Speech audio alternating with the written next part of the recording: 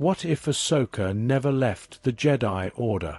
The Jedi High Council chamber was silent as Ahsoka Tano knelt before the gathered masters. The faces surrounding her were wise and stern. Yoda, Mace Windu, Plo Koon, Obi-Wan Kenobi, Ki-Adi-Mundi, Shak-Ti, and the others who had guided her journey from a youngling to this very moment. She felt Anakin's presence behind her, his arms crossed, watching intently. This was a moment he had long believed she deserved. Mace Windu stepped forward, his dark gaze locked onto her. "Ahsoka Tano." His voice was deep and commanding. "You have proven yourself time and time again on the battlefield. Through wisdom, skill, and determination, you have upheld the values of the Jedi. And now, the Council grants you the title of Jedi Knight." Ahsoka took a deep breath, absorbing the weight of his words. "You are no longer a Padawan. Rise, Jedi Knight Tano." She slowly stood, her heart pounding. The Council nodded in approval, and though Mace Windu remained as unreadable as ever, she swore she saw a flicker of respect in his gaze. Anakin grinned and clapped her on the back, unable to contain his pride. "Finally! I was starting to think they'd never come to their senses." Ahsoka smirked. "Maybe they just wanted to make sure I wasn't picking up any of your bad habits, Master." Anakin chuckled, though a hint of sadness passed through his expression. She was no longer his Padawan, but even still, she would always be at his side. With her knighthood came a new responsibility, her own clone battalion. The 332nd Company, formerly under Anakin's command, was now hers, and to lead them, Fives had been promoted to clone captain. Fives stood at attention, but there was a proud smirk beneath his helmet. "So, General Tano, does this mean I finally get to give the orders around here?" Ahsoka crossed her arms. "Dream on, Fives." Her men, her brothers, saluted her, their helmets reflecting the temple lights. She had fought beside them for years, and now they were her responsibility. But despite her new title, Ahsoka was still assigned to missions alongside Anakin more often than not. Their combat efficiency together was unmatched, and though she was no longer his student, she saw a new reckless fire in his eyes, and she was beginning to worry about it. Ahsoka had sensed it for a long time. Anakin was hiding something. She had seen the late nights where he vanished from camp, the way he always seemed to flinch at discussions about the Jedi Code and attachments. But it wasn't until she walked in on him one evening that her suspicions were confirmed.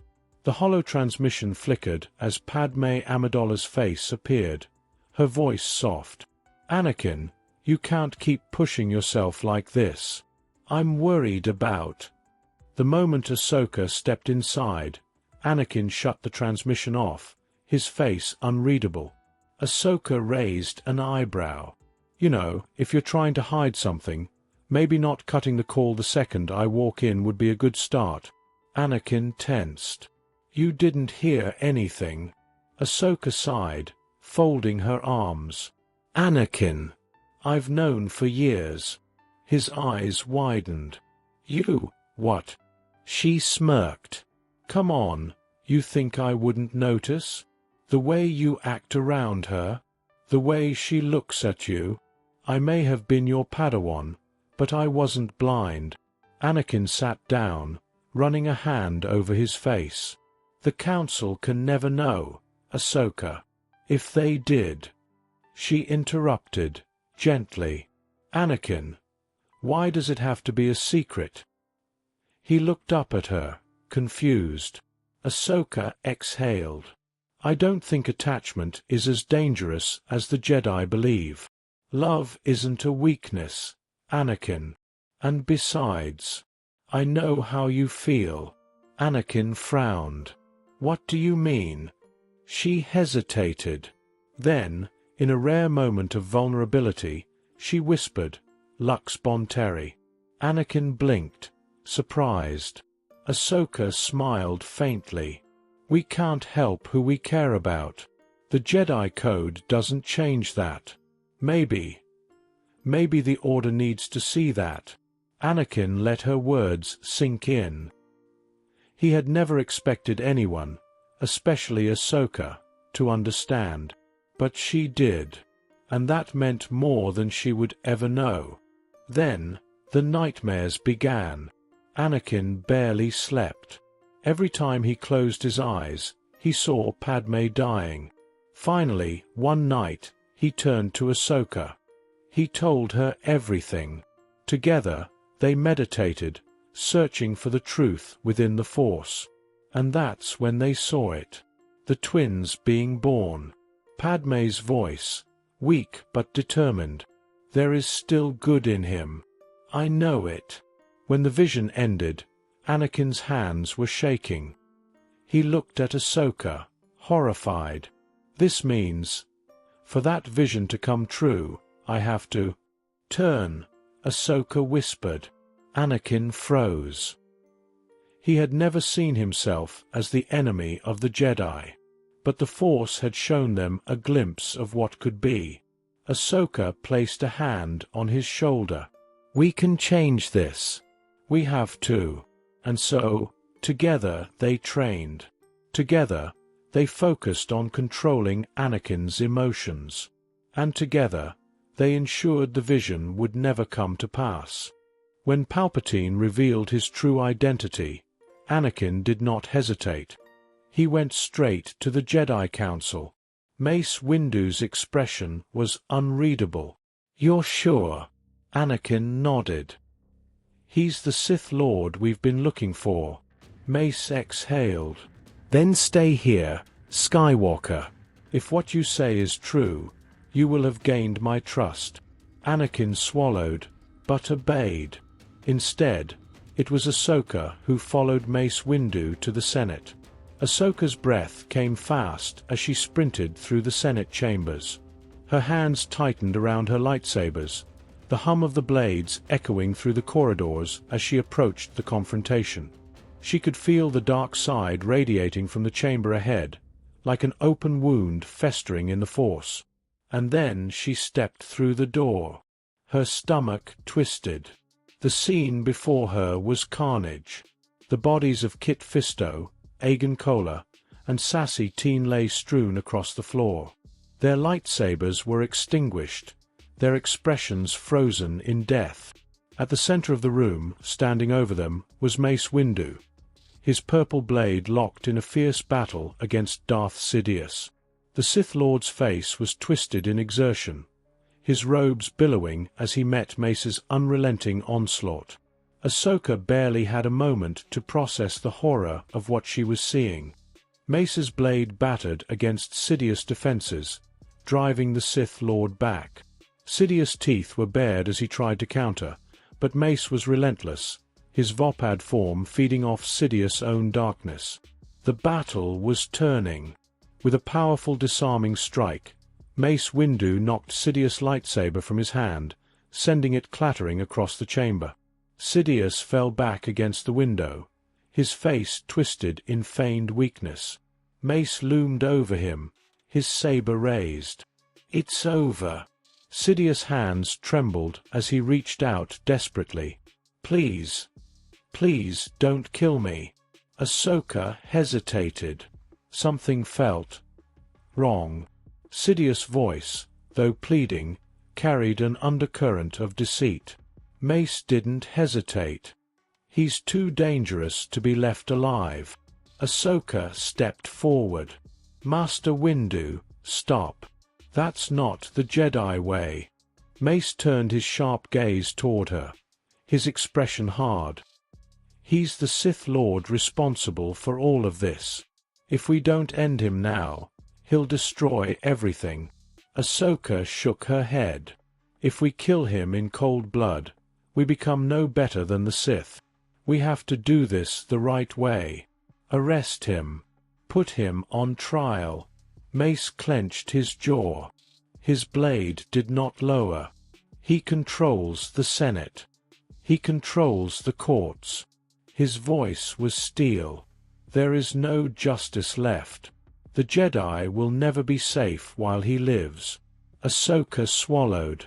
Then what are we fighting for? For a long moment, Mace hesitated. And then, Sidious struck. In an instant, Sidious launched a devastating force blast at Ahsoka, sending her slamming into the wall with bone-shattering force. Her vision went black. Mace barely had time to react before Sidious erupted forward, striking like a viper. Their blades clashed in a storm of light and shadow, crackling against each other with ferocious speed. Sidious' face twisted in pure hate, his once pleading expression now replaced with absolute malice. "You will not stop me," the Sith Lord hissed. Mace's strikes were precise, his mastery of Vopad pushing him beyond normal Jedi limits. Every movement reflected the Sith's own darkness back at him. Sidious lashed out with unnatural speed, his blade flashing in a web of red light, but Mace dodged, his counterstrike grazing the Sith's arm. Sidious snarled in pain, retaliating with a wave of lightning, but Mace caught it on his saber, the energy crackling against the purple plasma. The duel was relentless, a deadly dance of power and will. Mace drove Sidious back, their blades clashing against the shattered window overlooking the cityscape. Sidious feigned weakness again, his breathing ragged. "Please, I beg you." Mace did not fall for it. With a powerful strike, he shattered Sidious' remaining defenses. The Sith Lord collapsed to his knees, his breath ragged, his crimson saber fallen to the floor. Mace loomed over him, his blade raised for the finishing blow. "This ends now," Mace declared. Sidious' yellow eyes flickered, and then, with the last reserves of his strength, Sidious unleashed a hurricane of Sith lightning. Mace did not flinch. He caught the full brunt of the lightning on his blade, his stance unbreakable. Sidious' face contorted in effort, pouring every ounce of his hate and power into the attack. But Mace Windu did not falter. The Jedi Master stepped forward. For the first time in his entire life, Darth Sidious felt something foreign. Fear. No. Mace swung. The purple blade cleaved through darkness, cutting clean through Sidious' chest. The Sith Lord's scream echoed across the chamber as his body convulsed, the dark side energy within him imploding. Lightning arced wildly, shattering the windows as the room was bathed in blue fire. And then, Sidious collapsed.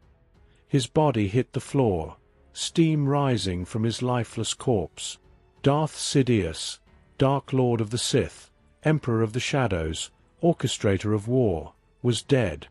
Ahsoka's eyes fluttered open, her head pounding.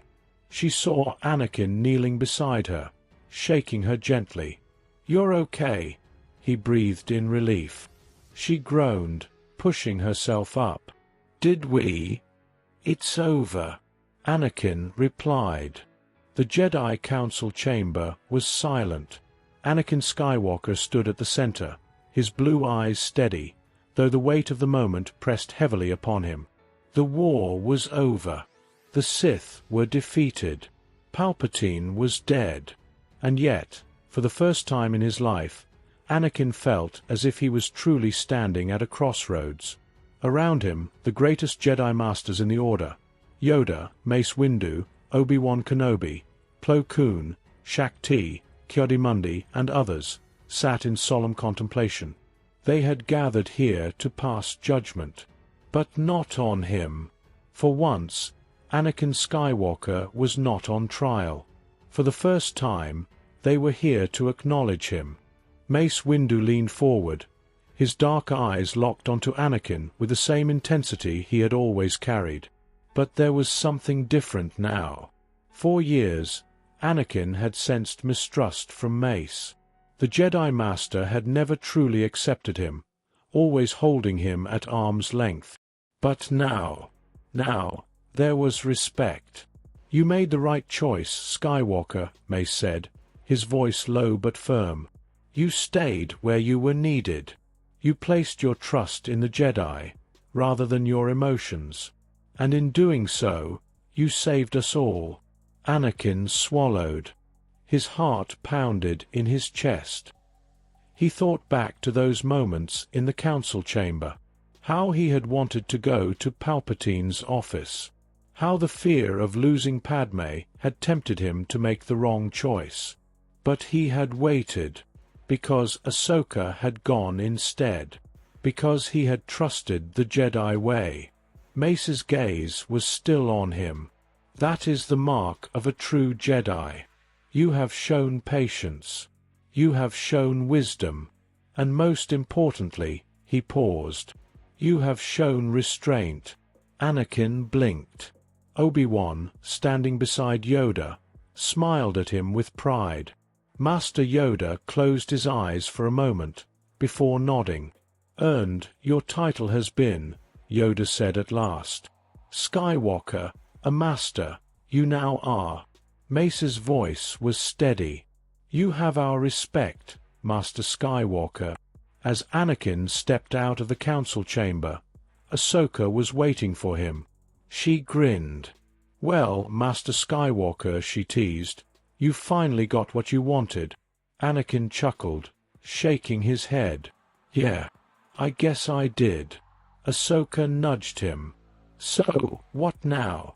Anakin exhaled, looking out at the golden horizon of Coruscant. What now? For the first time, the future was wide open. The Jedi were safe. The Republic was free. Padme was alive. And Anakin Skywalker was exactly where he was meant to be. At peace. At last. Drop the scenarios you would like to see in the comments, and I will pick one every week. I hope you enjoyed this video. See you in the next one.